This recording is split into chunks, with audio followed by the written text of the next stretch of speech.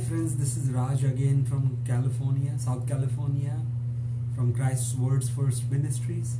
And today we'll be discussing something, or I'll be sharing something so remarkable, so mind-boggling, earth-shattering, if you will, from the point of teachings of the Christian churches, Protestant church especially, of whom I'm a member as well, part of it, and how we together united and killed the law of God. Yes, we are guilty of killing the perennial, the eternal law of God, and we substituted it, we replaced it with grace, which the 13th apostle, who came by his own testimony, Paul or Saul the Pharisee, a Pharisee taught us, and we excluded and killed God's law, which could never have gone anywhere. Today we will examine neutrally, intelligently, intellectually, relying on scriptures, and in fact only on scriptures. And I would request you, if you're a churchgoer, a believer in Christ Jesus, like me, I love Jesus, so I have questions. Ask your teachers, ask your pastors, and I'm going to ask this to all the big names of Christian churches as well, because I'm a small-time member of your big churches. Whether it's John MacArthur, whether it's Sproul, R.C. Sproul, whether it's Rick Warren, and all the big names of Protestant churches, how did you teach the God of law is dead? And how did you replace it with something called grace, which Jesus Christ never taught? He never even uttered the word grace. Did you know that, friends? So it is important to know what was the Messiah teaching, and what did he say about the law. He said it can never go. It is perennial. It is eternal. He didn't teach anything out of what was taught in the Old Testament. Paul twisted and made it the word of the devil, because he is the Antichrist. And I will plant link. Please check out the questions after questions about this man who came by his own testimony, who Jesus never appointed, who came and infiltrated the church, became the 13th apostle who could never have been. Check Revelation 21:14, friends. There were only 12 apostles. The 12th one was Matthias, appointed by Christ Jesus himself, by his Spirit, in the presence of the top brass, the cream of his crop, church, the presence of all his apostles, his mother Mary. It was Matthias. Who's this 13th guy? Who's the man in Revelation 2 verse 2 that Jesus says, or congratulates the church for calling out false apostles? Who's this man who killed God's law? Coming back to the point. I'm not here to discuss about Paul. He was the Antichrist. He was the face of devil. He came with the express purpose to destroy by twisting, by deceiving what Jesus taught. And that is what we're going to examine, friends. I feel hurt. I feel deceived. I feel I have been taken for a huge ride, a wild goose chase, if you will, by going after Paul, who taught us that the law of God is dead. He says that you're released from the law, that a Christian is dead to the law, that you're not under law, you're under grace. These are words of only one man in the entire Bible, friends. This is the 13th apostle who could never have been. This is the outsider who barged in, who infiltrated the church of Christ after Jesus left. Jesus never mentioned about this man. He came by a wild story of conversion through a vision. Nobody questioned. I have raised 21 questions about the legitimacy of this man. He came with the express purpose to deceive. And do you know what, friends? He himself says, where? In 2 Corinthians, he himself with his mouth says in 2 Corinthians 12 verse 16, Henry, write that. What does he say? For the crafty fellow that I am, the great apostle, Mr. Paul, self-proclaimed apostle, Mr. Paul. In 2 Corinthians 12 verse 16 says, the crafty fellow that I am, I took you in by deception. This is what he says. He had to. God forced him. If you're deceiving dude, I want a confession. He made him say that. But the church is just, I don't want to read this. Right? So there are a lot of things about Paul, but that is not the topic of this video. This video is going to create a lot of tremors across the Christian churches, across the world, because I am asking them gently and very respectfully, 2 hands folded.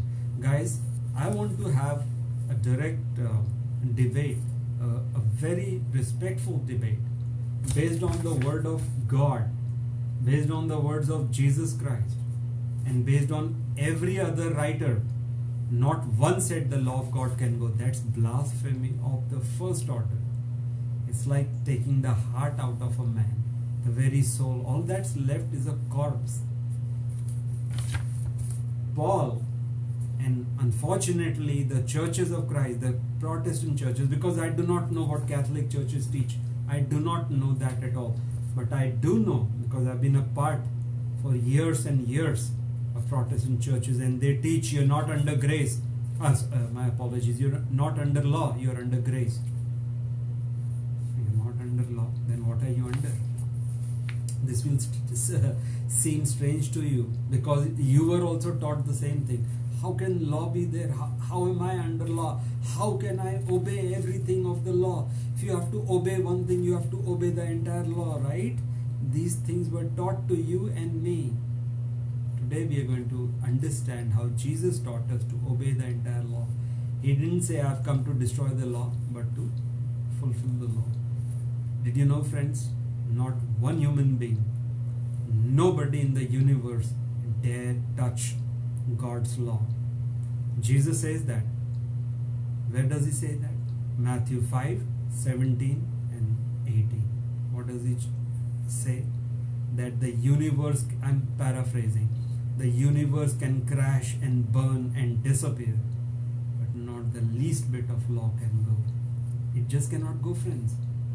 You and I were deceived. That's all that happened. Jesus flatly denied, do not think I've come to destroy the law, but to fulfill it. How did he fulfill it? How did he teach us to fulfill the entire obedience requirement? It's not what the church is taught, and that's why I want to have a respectful debate with them, and they will lose. I want all of them to join, all these big names, John MacArthur, Rick Warren, or whoever is, wherever, all the church pastors come together, sir. And let's have, because this concerns God.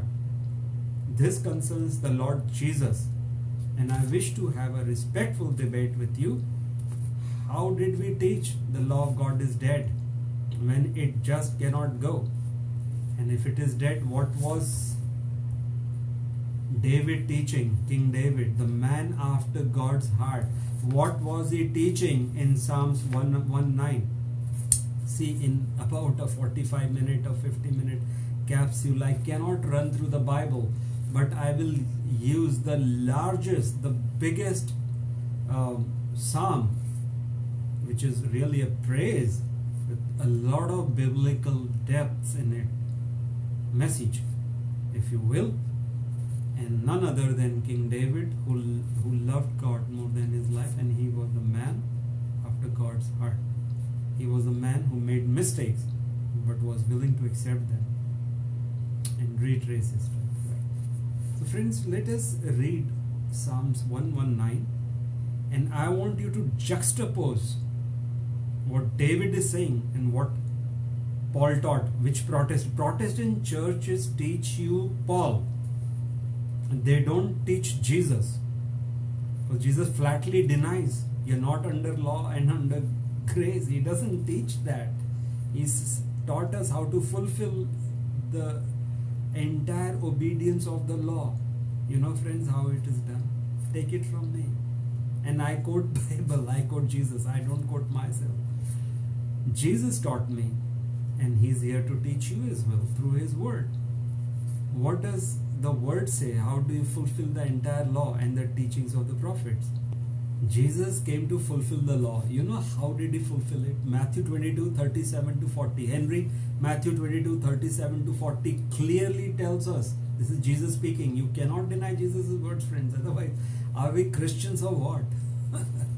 No, what he says is, he says, love God with all your heart, with all your soul, with all your mind and strength. And love your neighbor, which is the fellow human being, as yourself.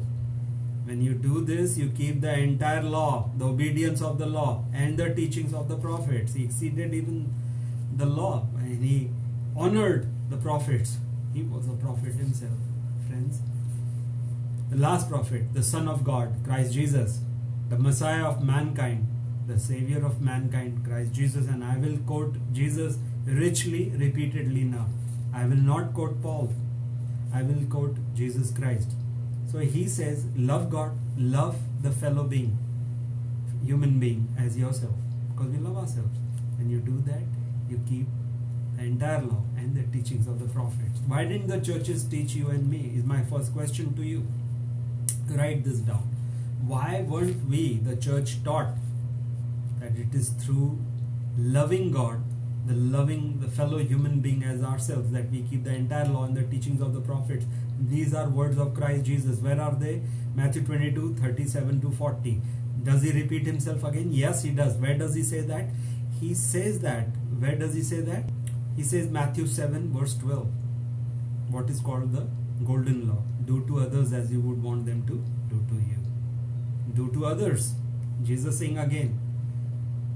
Matthew 7 verse 12.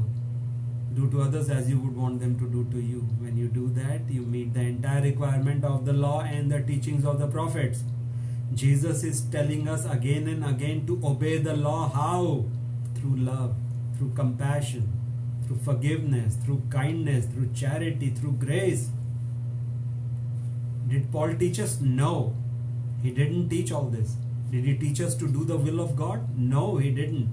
He's the face of Antichrist. Why would he teach you all this? He would want to drag you into the depths of the bowels of hell. And me, when I say you, it's always me also. I'm part of you, brothers and sisters, part of the Protestant church. And some of their teachings are fantastic. They try to stick to the word. Unfortunately, they stuck to Paul. Nobody asked questions. Who's this man? Who's this 13th man who came and called himself the 13th apostle? When he says, he's the one who said, you've been saved by grace alone, through faith alone, in Christ alone, right? You've heard that 1,000 times, friend. Ephesians 2.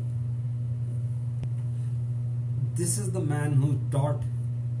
I'll quote Ephesians 2 verse 8 and 9. One of the pillars of Christian churches is this. This is the greatest blasphemy you will have ever heard, and you will know that by the end of this teaching or sharing, if you will. For you have been saved by grace through faith, and not by works. Again, I'll repeat. Paul says, Ephesians 2 verse 8 and 9. For it is by grace you have been saved through faith. You have been saved by grace through faith. He is putting salvation ahead of judgment. How dare you, Paul? There is a judgment waiting for us where we will all be tried. We will all be tested what we have done, right? That's what Jesus taught, not Paul. He puts it before the judgment that you have already been saved. And saved by what? Faith alone. No matter how hard you sin, no matter how hard you disobey, you are yet saved. And this is what the churches have indirectly or directly taught, right? You can't be saved by works, salvation. What do they say? Works-based salvation and stuff. Anyway, I'm not here to get after Protestant churches. I want the truth. And I want to have a respectful debate, because I do not cuss. I do not cast aspersions, but I want answers. Because Jesus says something else, and this man Paul talks directly the opposite. So I want answers, friends. How dare we teach, for it is by grace you have been saved through faith, which is not from yourself, it is the gift of God. Faith is a gift of God, and not by works, so that no man can boast. The problem with this is, indirectly Paul is saying, now you cannot be saved by good works, don't even try. So what should we do? Sin, right, Paul? So anyway, this is what Paul taught. But Jesus did not teach that. And this is the man, Paul, who taught that you are not under law but under grace. He is the first man in the entire Bible who introduced the concept of grace. The 13th apostle, who could never have been the man who confessed in 2 Corinthians 12:16, he's a crafty deceiver. Grace, what is grace? Now, friends, if this is true, then check out what does John the Baptist say in John 3 verse 36. We know John 3:16 so well. This is very popular with the churches. For God so loved the world that he gave his one and only son, that whoever believes in him will not perish but have eternal life, right? In the same chapter, 20 verses down, what does John the Baptist say? John the Baptist was called the greatest human born from the womb of a woman, by whom? Jesus Christ. What does John the Baptist say about this? That you have been saved by faith alone. Look what he says, John 3:36, NASB, and 15 other verses. And check out the lexicon of Greek. It is obedience. John 3:36, what does John the Baptist say? The one who believes in the Son has eternal life. He gives a thumbs up to faith, which is the primary step to going to Jesus is faith. He agrees. But what does he say next? But whoever does not obey will not see life. He's saying you will be condemned if you don't obey. But the wrath of God remains on that man. He's saying that it's okay that you believe, you will be saved, because belief should lead to obedience. However, if you're not obeying, and Jesus repeated that again and again and again. I'll just mention one or two, because in 45 minutes or 1 hour you cannot put the entire Bible. But this is Jesus says, if you love me, you shall keep my commands. You will obey me. What does he teach? In the High Commission, make disciples of all nations. This is post-resurrection, after resurrection. Matthew 28:18-20. What does he teach? Make disciples of all nations, teaching them, baptizing them in the name of the Father, Son, and the Holy Spirit, and teaching them to do what? Obey. Obey what? All things I have taught, and truly I shall be with you till the end of the ages. See, Jesus was teaching nothing but obedience. Why? Because that's what the clarion call of Bible is, obedience. But Jesus taught us that through love, through practice of karuna. What is karuna? It's a Sanskrit word. What does it mean? Love, compassion, empathy. When these three, Father, Son, and the Holy Spirit, come together, love, compassion, empathy.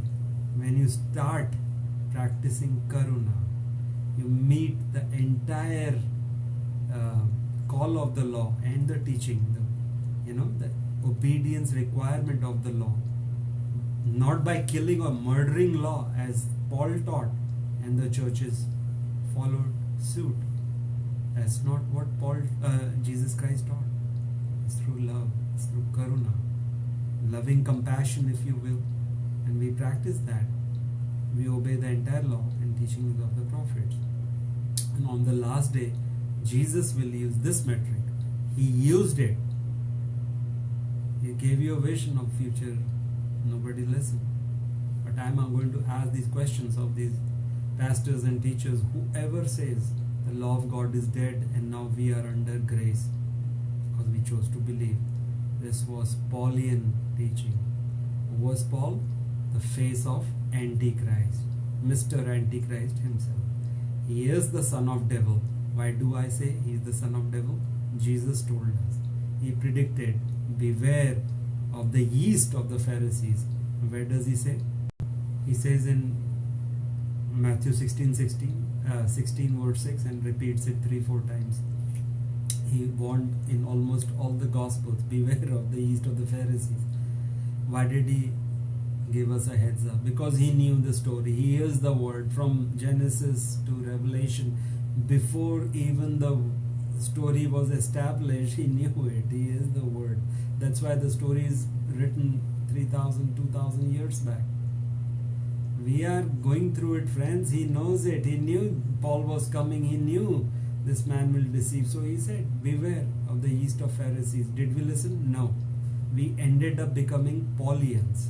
Because we have killed God's law. The biggest blasphemy and the biggest sin in the entire Bible is to kill God's law. You know what happened to Adam when he disobeyed God? What happened to the Jews when they disobeyed the law? What happened to the temple of God when the Jews chose not to obey the law of God? You know, it was destroyed by who? God himself. Whoever does not keep the law will be destroyed. Every soul.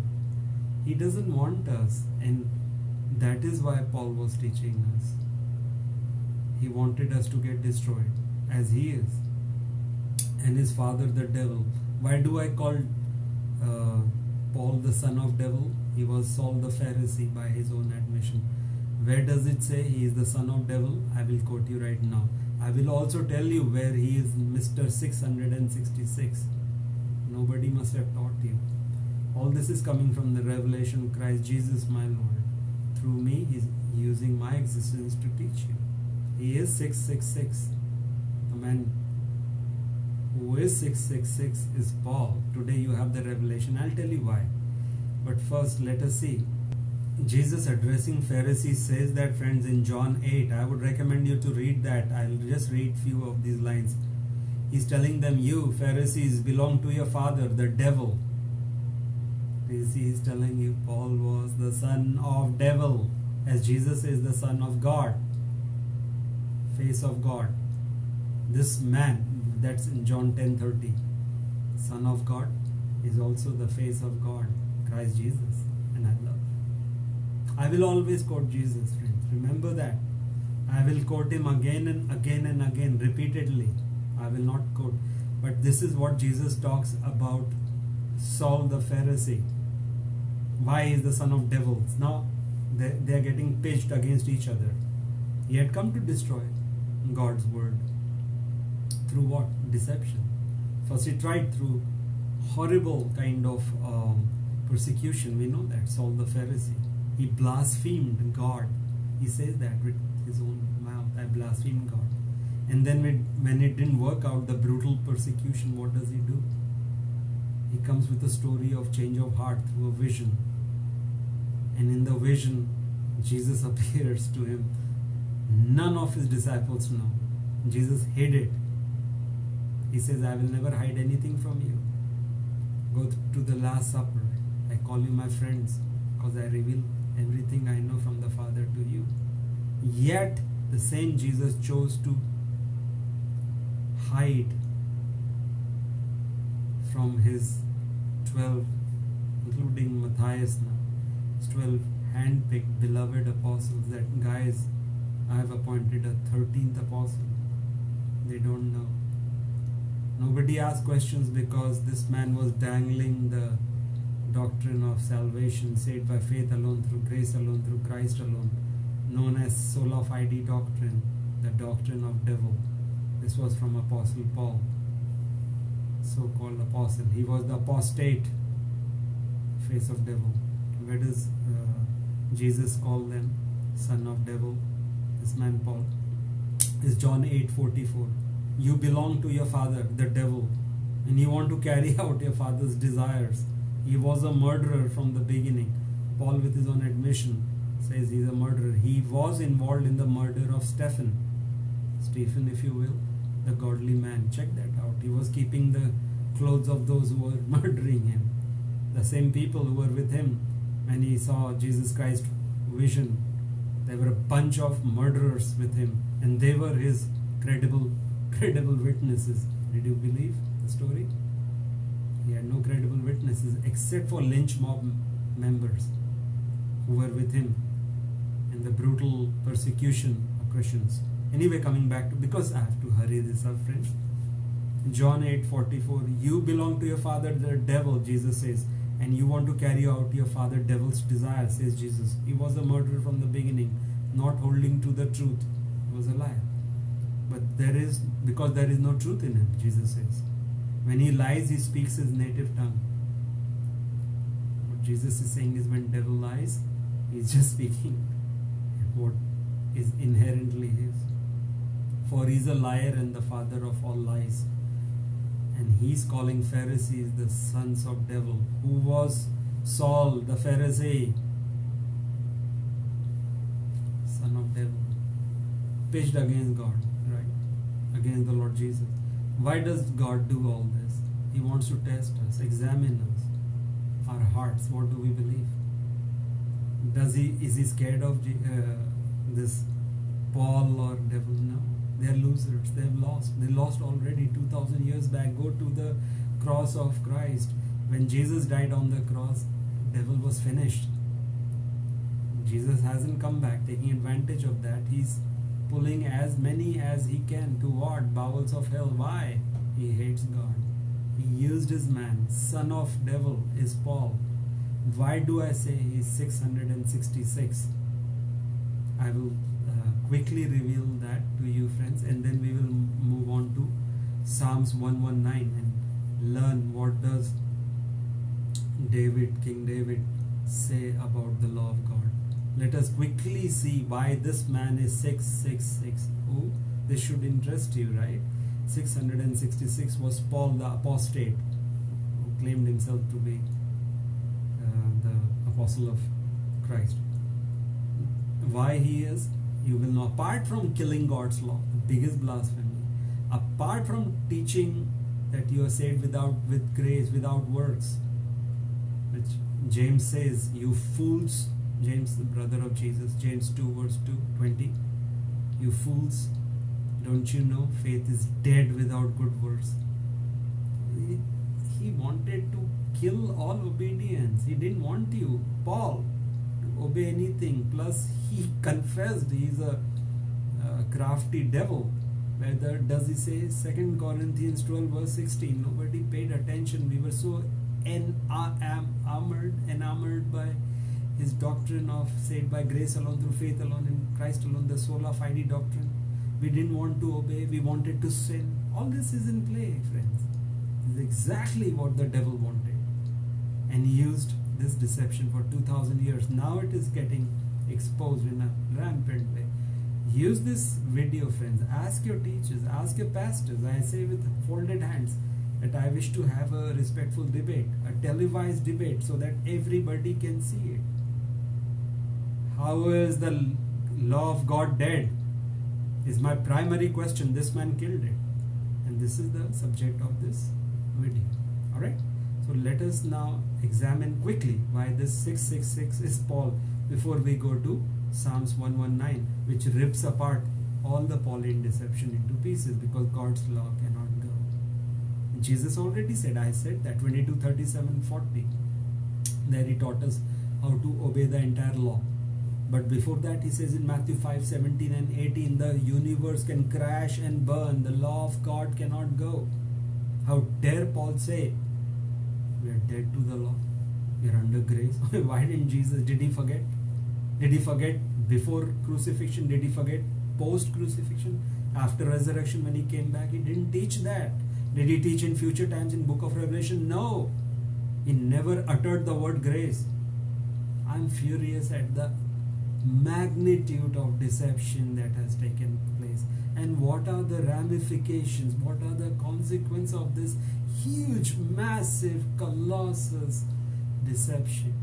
It is condemnation, and that is why I'm trying to draw your attention, friends. I want you to examine the word. Alright, so let's see where the 666 I found out. Jesus, friends, keep this in mind. It's all in the Bible. It was always there. This Antichrist was the 666, and it is mentioned. We had to dig it out.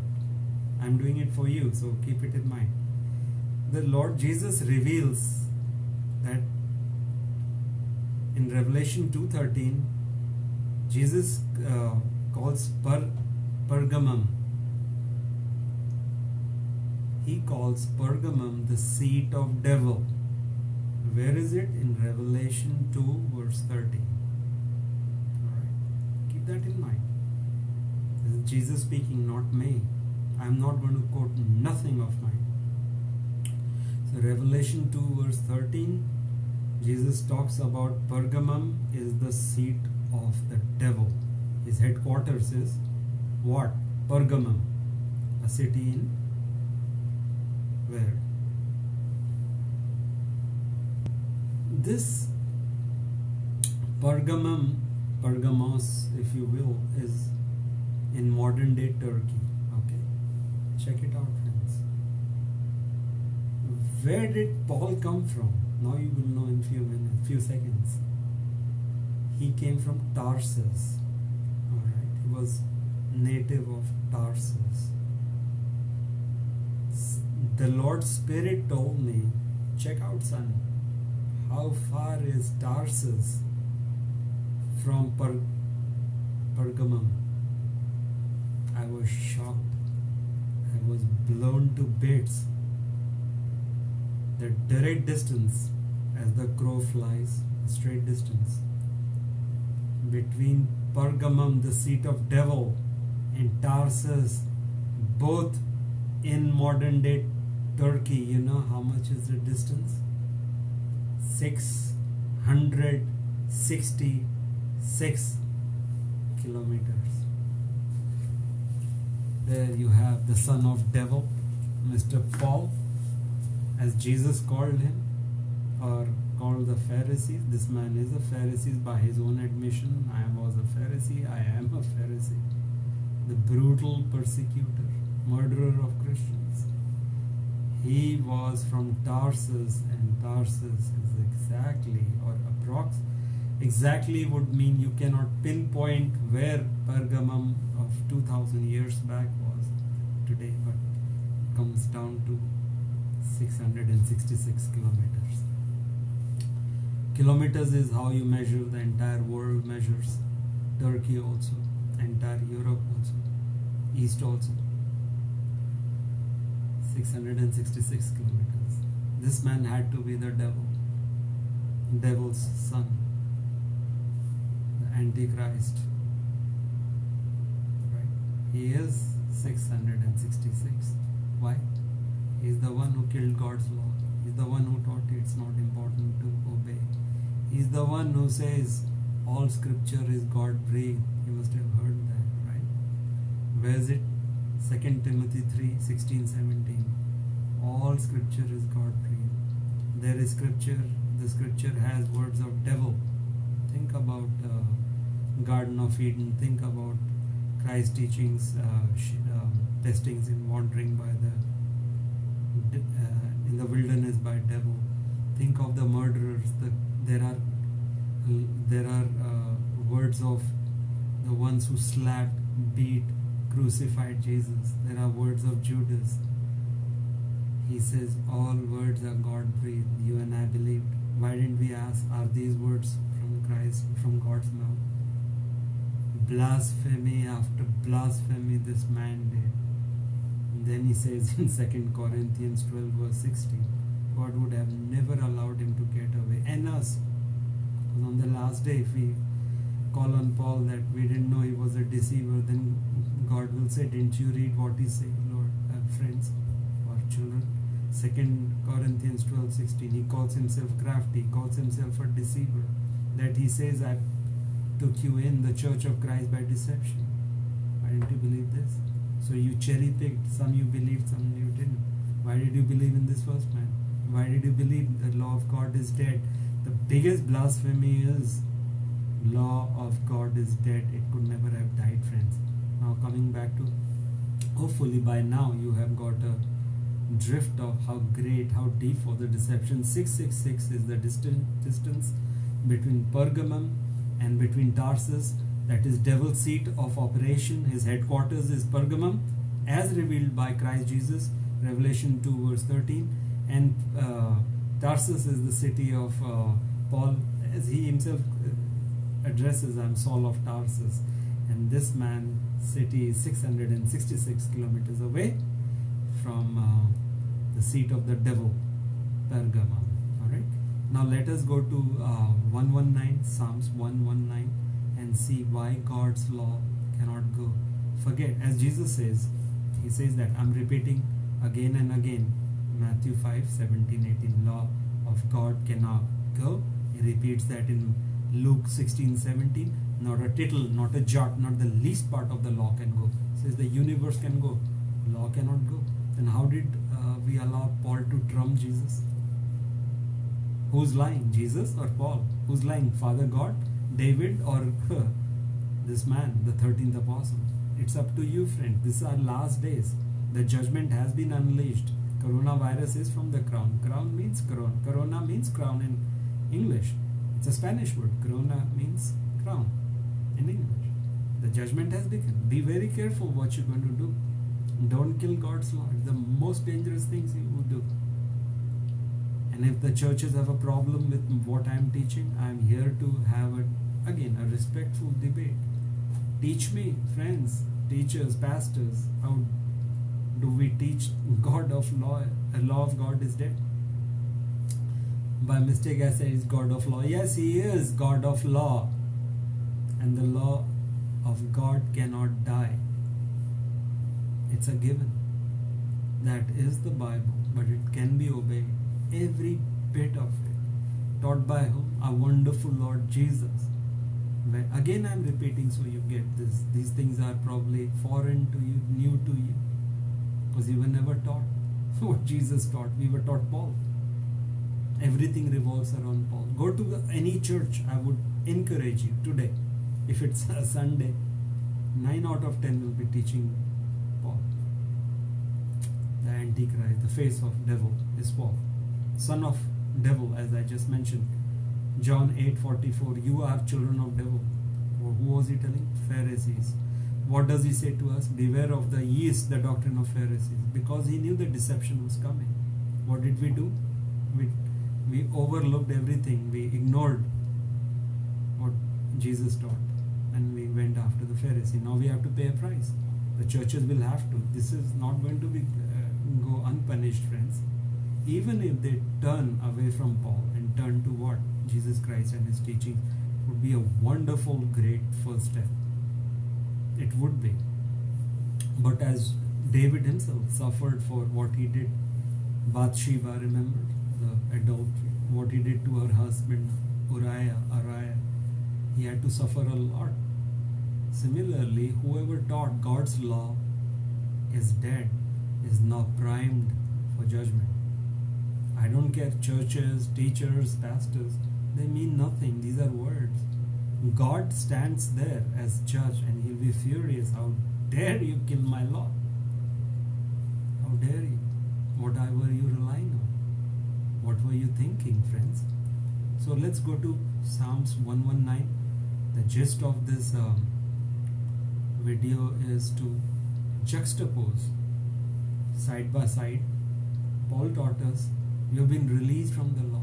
The law is dead to Christian. You're not under law, you're under grace. Nobody taught in the entire Bible. Jesus didn't use the word grace. Did he forget? The Son of God. Then why did he come? Oh, I've forgotten. Let me appoint another apostle. 13. These 12 are no good. Okay, if he had forgotten, he would have told the 12, go and teach grace now. He didn't tell. They didn't teach. Don't you see red flags after red flags after red flags appearing, friends? Okay, now this being done, let's go to Psalms 119. What does King David talk about law? This is the Old Testament. Upheld, given the thumbs up by who? Christ Jesus. Where does he say? Matthew 5, 17, 18, Luke 16, 17. The law, even the least bit. He doesn't even say the law is gone. He says even the least bit. Nothing of the law can go. Do you know?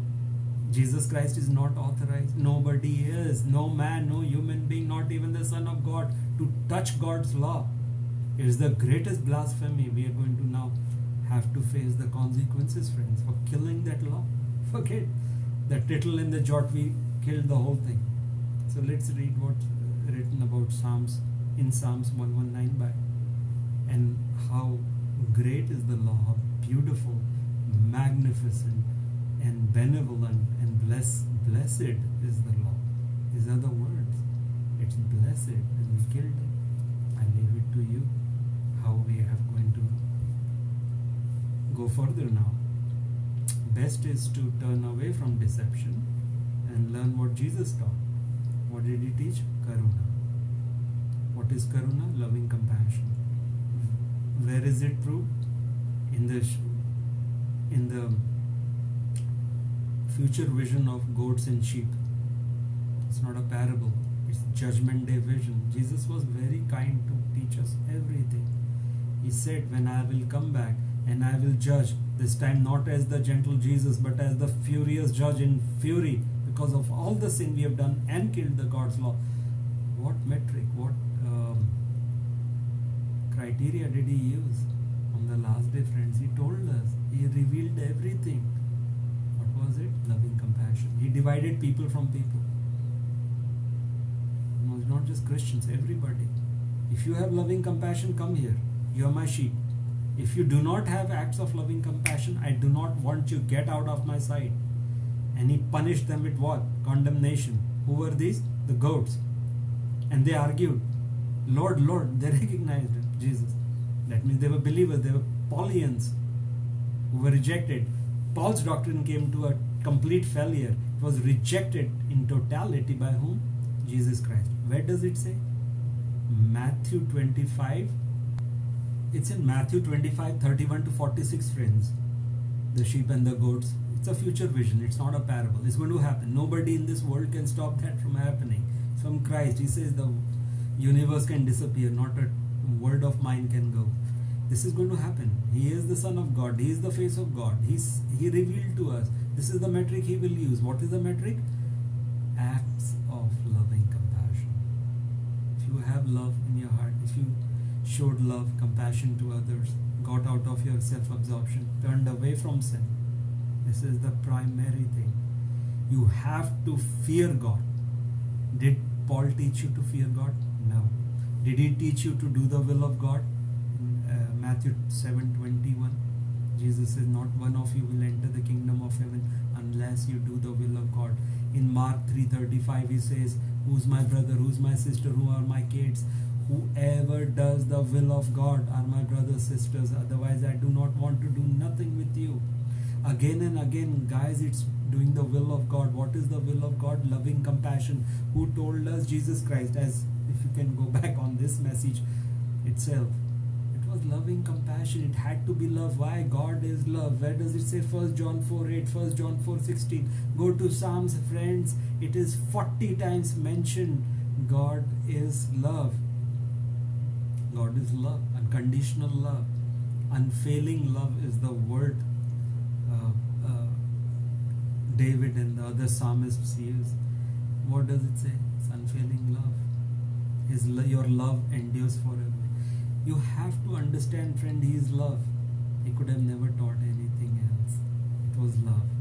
The story of, and this is agape love, unconditional, pure. It's not human love. We have to learn the way God loves us. We have to reciprocate, friends. It was love. We were deceived, and I feel as bad and terrible as you do. We have to start afresh, new. Right? It was all about love.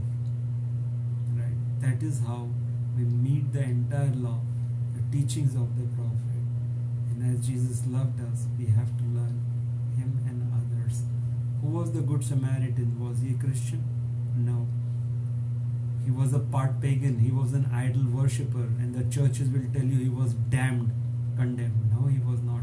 He was lifted high in the sky, the beacon in the sky. By whom? Christ Jesus.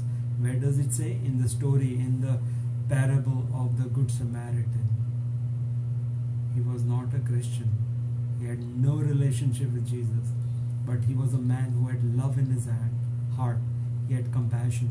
He got out of the donkey, helped a man dying, a stranger. He didn't know that he couldn't resist helping him. He couldn't go away. His conscience pricked him. This man will die. if I don't help him?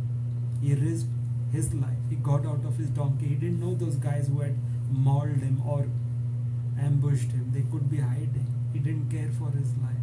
He picked him up, put him on his donkey, took him to the hospital. It's called the inn in the Bible. It's in Luke 25, friends.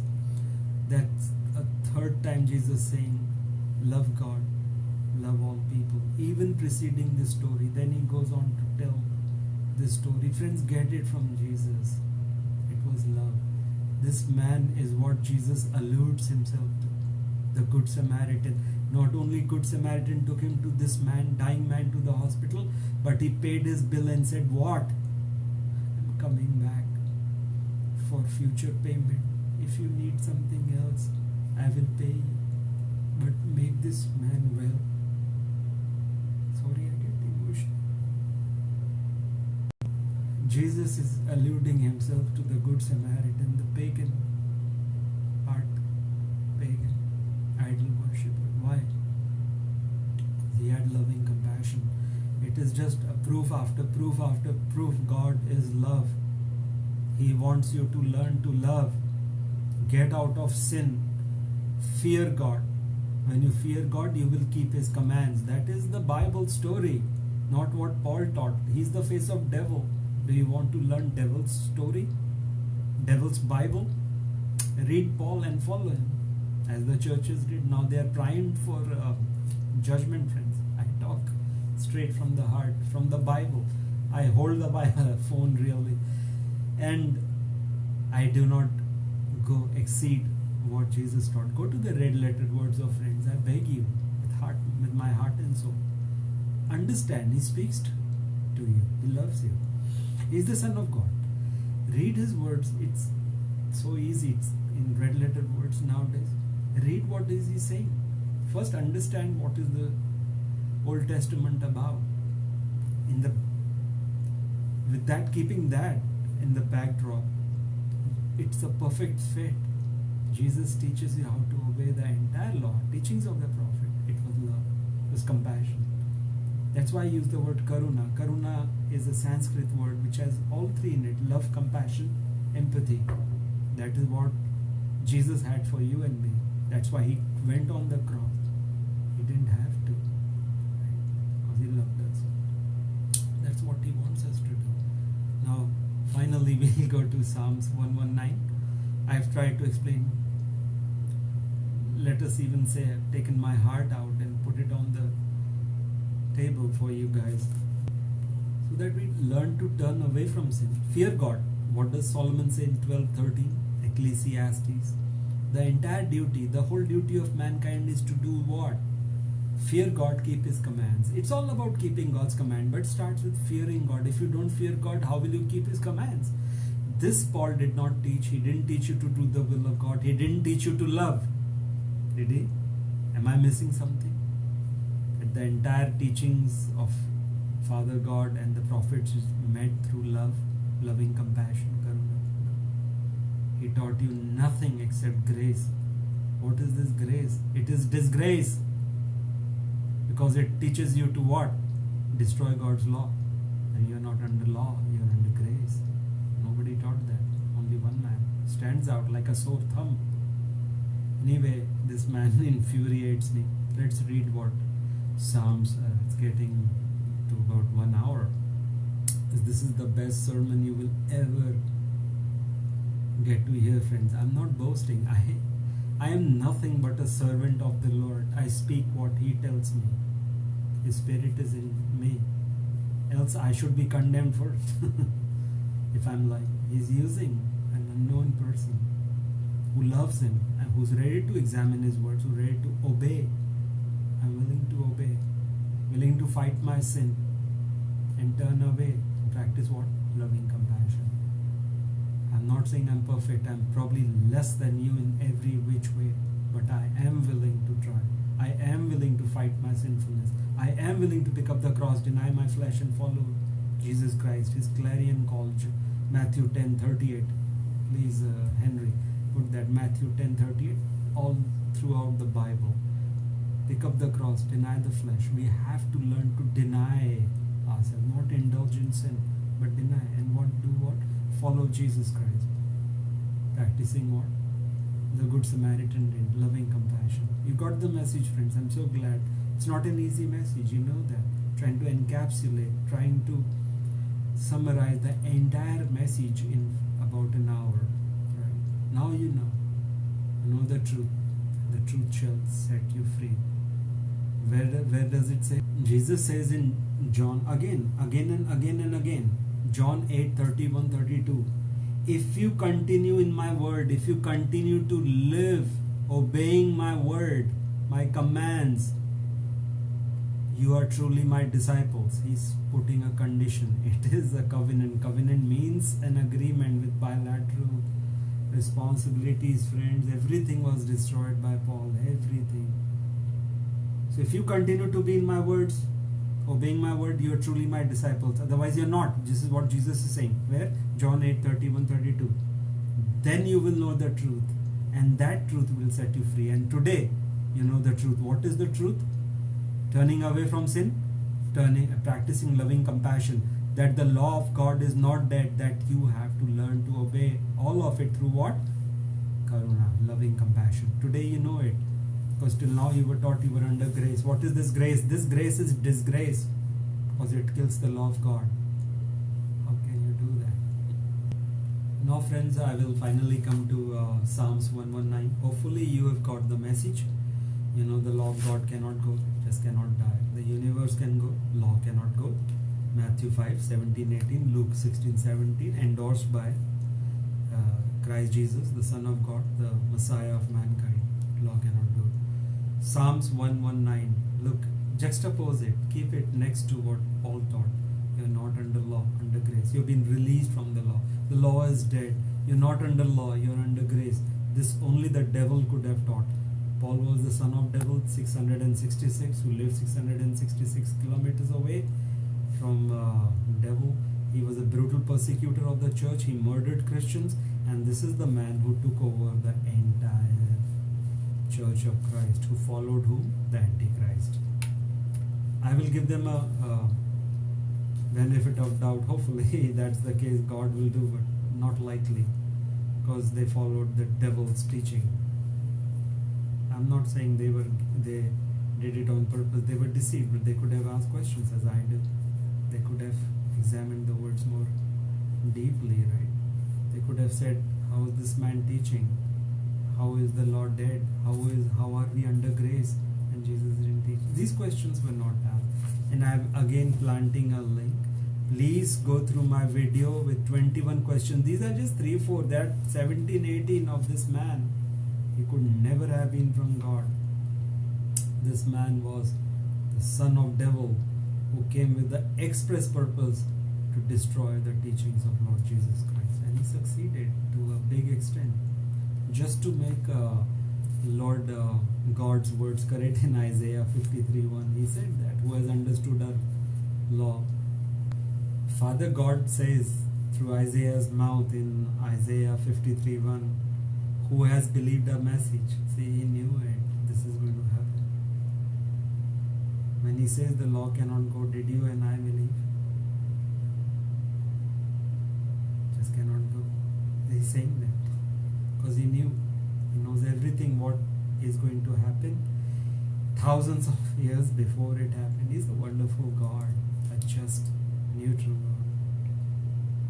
The message was give grace to get grace on the last day. Remember, friends, that was the message. He's perfectly neutral. He is not going to judge you. Your own acts will judge you. That's why Jesus said, learn to love, because on the last day same thing will be used against you. What does he say?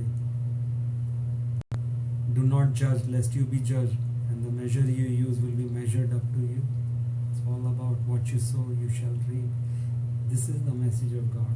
Learn to love, and on the last day you will be loved as well.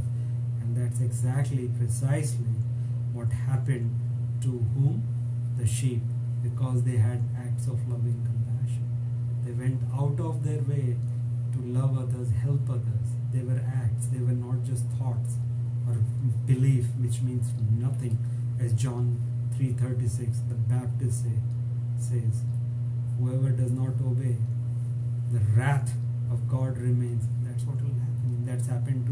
words on the last day, friends. So here is Isaiah 53:1. God says, this Father God saying, who has believed our message, and to whom has the arm of the Lord been revealed? You didn't get it, guys, is what he's saying.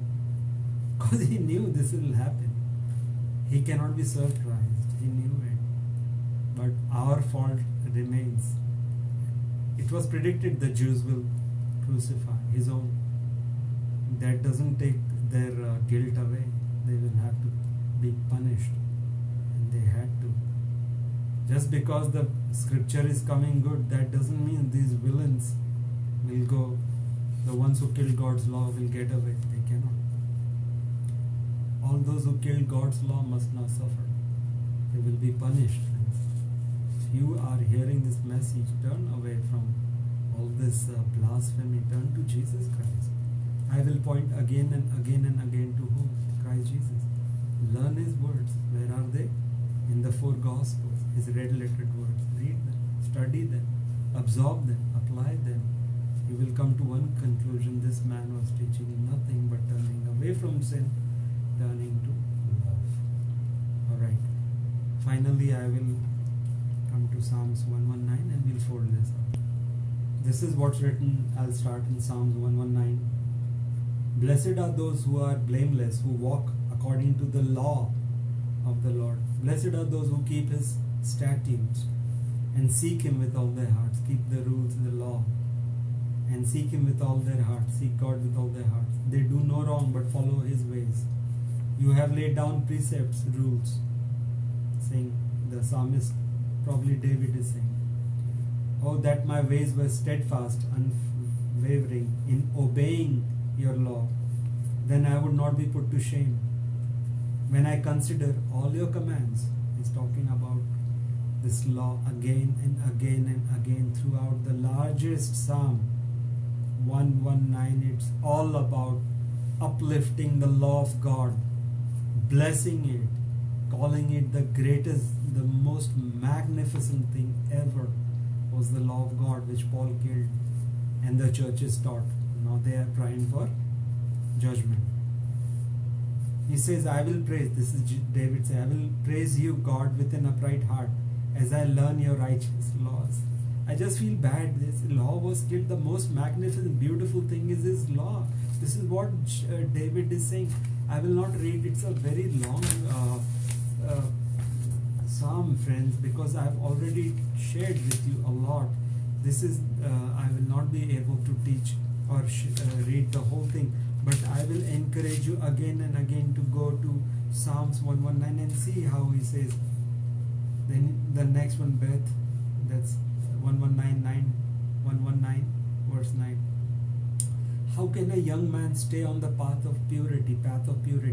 David is saying, telling us, the only way to stay on the path of purity is how? By living according to your word, the law. That's only the way you can be pure. Then he says, God, I seek you with my heart and soul. Do not let me stray even a little from your commands, your law. Now again and again you'll hear this, friends. It's throughout. This was done on purpose to pound on us. The law is the greatest thing that can happen to human beings if they understand truly the value of God's law and how Christ taught us to fulfill that law, not by killing it, but obeying it in its entirety through love and compassion. The teachers would not be of the word will not be able to tell you this, friend, because they don't understand. They went after Paul. Otherwise they would have understood all this and taught you.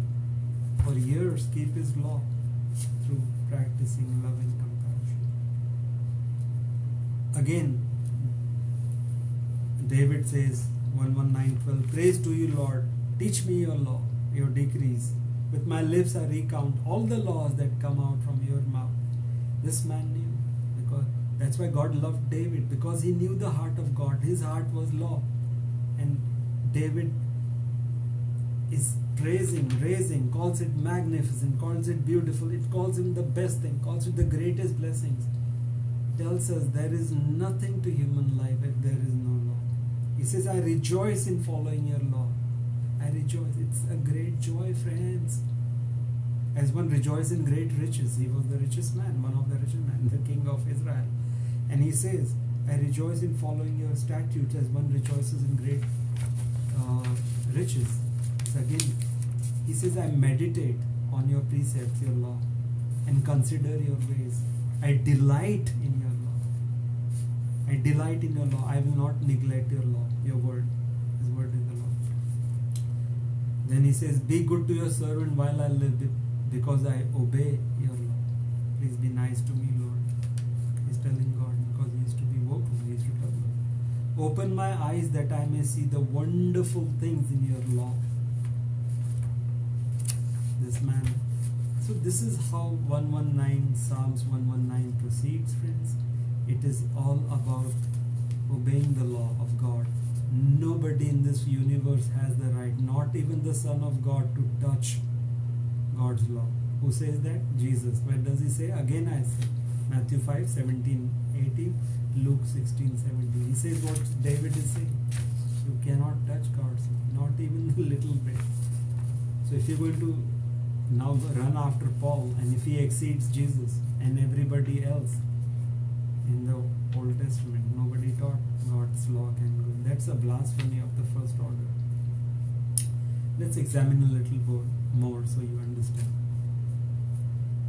Because David was suffering at this time, probably when he wrote all this, because and at other times he was just praising God's law. He says, my soul is consumed with the longing for your laws at all times. This is 119:20. My soul is consumed, that I'm obsessed with longing.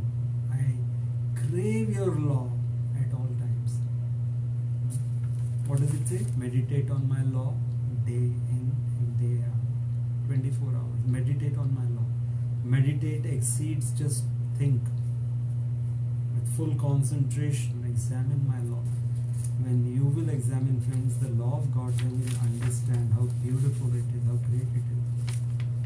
Then he says, remove from me scorn and contempt, for I keep your statutes and your law. Take away the scorn and contempt of my enemies. Everything, it will defend you, it will help you, it will help you grow. Though rulers sit together and slander me, your servant David will meditate on your decrees. I will meditate on your law. Your statutes, your law are my delight. Again and again is repeating, they are my teachers and counselors. With this, friend, I will ask you to, I don't want to read the entire, it's a very long Psalm 119. And similarly, throughout the Old Testament, throughout Jesus' tenure as the Son of God, the Messiah of mankind, he taught us to obey the law and obey him. His commands were love God, fear and love God, and keep his commands. Turn away from sin and turn to loving compassion. Obedience is the name of the game, and all obedience is meant. Lest some of your teachers may ask this evil question, how much obedience do I need to be saved? First of all, friend, pastor, teacher, you do not have the right to ask who's saved, who's not. Let the judge Jesus Christ decide on the last day who's saved or not. It's not a prerogative. Our job is to obey the Lord. They ask, how much obedience do I require? Tell them. They ask this evil question, say, Jesus taught us, which you didn't read. Matthew 22, 37, 40. What does he teach? Love God with all your heart, mind and soul. Love the neighbor as yourself. When you do that, you keep the entire law and the teachings of the prophets. It is then you will be, when you honor God's law, you will be saved, right? That's what happened also. What Jesus taught, that is the same metric he used. Look how good a teacher and a wonderful God he is, that he did exactly what he taught. Learn to love. What metric did he use on the last day? What was the criteria he used on the last day? Where is that? Matthew 25, 31 to 46. What is it? Goats and sheep. vision, loving compassion, acts of loving compassion. And you do that, you say, you obey the entire law and the teachings of the prophet. By repeating this again and again, friends, I have hope, and it is my heart's desire, a prayer, that keep God's law by practicing loving compassion. Do not say that the law of God is dead, I'm under grace. What is this grace? It's a disgrace. It teaches us to disobey God, and yet you say, there are tens and twenties of Jesus Christ's words. If you love me, you shall keep my commands. You prove your love when you obey me. John says, the beloved one of Jesus, in 1 John 4:8, whoever does not learn to love does not even know God, for God is love. It's all about love. Was the first word from that, God is love, is the very definition and the message of Bible. So friends, thank you for watching this, and hopefully you will get the message and share it with others as well. I do not charge any money. I give freely because I was given freely. I take nothing. And with this I choose to end my teaching. God bless you. Lots of love.